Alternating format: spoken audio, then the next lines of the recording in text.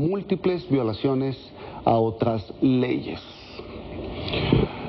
Y el Instituto Nacional Electoral informó que la Corte declaró infundada la controversia constitucional que interpusieron los consejeros, el organismo electoral, para obtener mayores recursos y poder llevar a cabo la consulta popular contra los expresidentes.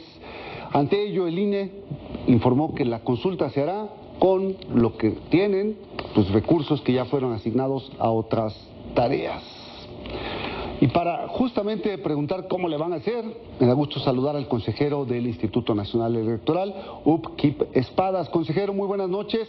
¿Qué tal? Muy buenas noches. Ahora, ¿qué va a pasar? Ya la Corte dijo no a la petición que ustedes habían hecho, ¿y qué le queda al INE? Bueno, nosotros habíamos trabajado desde el principio sobre la base de lo que había, es decir, de no tener una extensión presupuestal. En ese sentido se han previsto una serie de economías, de recortes, que nos permitirán obtener los 528 millones que aproximadamente costará esta consulta. En ese sentido, el INE estará asumiendo algunos sacrificios, pero lo cierto del caso es que proporcionaremos el servicio electoral de la calidad que se ha venido haciendo en los últimos al menos 25 años. Es decir, la consulta está garantizada. Lo que pasará en todo caso es que algunas actividades del INE tendrán que sufrir recortes y disminuir partidas a, no sé si actividades sustantivas del INE. Por lo pronto no, esperamos no llegar a eso, es decir, estamos recortando en cosas que no tienen tanta importancia o aplazando cosas que se pueden aplazar, como contratación de personal que nos hace falta, pero que tendremos que aguantar un poco más sin estas recontrataciones.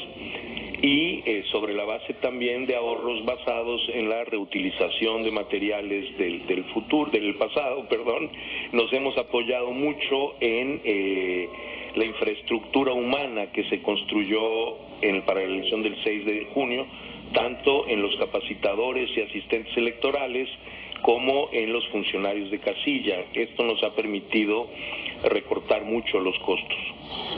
Consejero Espadas, no se va a instalar el mismo número de casillas que en la elección, va a ser un número mucho más reducido y tampoco se espera una votación similar, aunque sería necesario que acudiera al menos, ¿qué porcentaje y cuántos millones representa?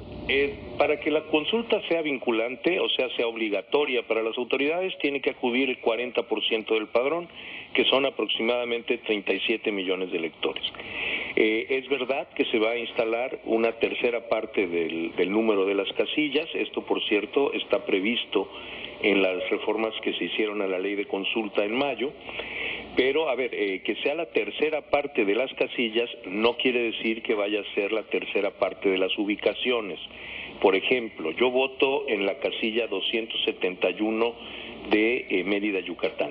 En esta sección hay 3 casillas en un día normal de elecciones, básica, contigua 1 y contigua 2. Lo que pasará ahora es que estas casillas se juntarán en una sola, que en lugar de tener un máximo de 750 votantes por casilla, tendrá un máximo de 2,000. ¿Por qué la ley permite esto y por qué optamos por eso? Bueno, porque la complejidad del proceso electoral es muy diferente. Nosotros pensamos en un proceso constitucional normal, en una elección presidencial como fue la del 2018, yo voté en 5 boletas en esa casilla. Ahora cada quien tendrá que votar solamente en una. Entonces, eso permitirá que en lugar de instalar tantas casillas contiguas, esto se compacte por una parte. Habrá otros casos en los que con secciones muy compactas, esto sucede en las grandes ciudades, efectivamente se concentren más de una sección en un solo lugar, lo cual podrá significar cruzar una calle o caminar 2 cuadras más para encontrar el centro de votación. Lo que quiero decir con esto es la reducción a una tercera parte de los centros de votación no significa reducir a una tercera parte la accesibilidad que los electores tendrán a las casillas. Será muy superior a esto. Qué buena noticia esa. Consejero, finalmente se trata también de una elección ciudadana, es decir, serán ciudadanos los que llevarán adelante el proceso de votación, de conteo y de entrega de urnas en los consejos distritales. Sí, así es. De hecho, en ese sentido tenemos una oportunidad única, porque estando tan reciente la elección constitucional, los nuevos funcionarios de casilla no serán en realidad nuevos. Se hará una selección sobre la base de los funcionarios de casilla que ya participaron en el proceso electoral previo. Bien, pues solo falta entonces esperar que se promueva la consulta durante julio y que lleguemos al 1 de agosto a informar qué ocurre con esta votación, que no es ya propiamente sobre los expresidentes, sino sobre los funcionarios y políticos del pasado, ¿no? Es sobre los actos políticos del pasado y los actores políticos vinculados a ellos. Es mucho más amplio.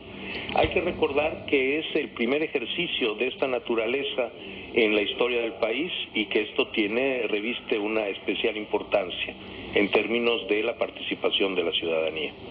Pues así es, estaremos dándole seguimiento, informando al respecto. Muchísimas gracias, Upkeep Espadas. Por el contrario, un gusto como siempre estar con ustedes. Igualmente. Gracias. Pues dejamos el tema de la consulta, vamos a seguir con otras notas políticas. Mire, el gobernador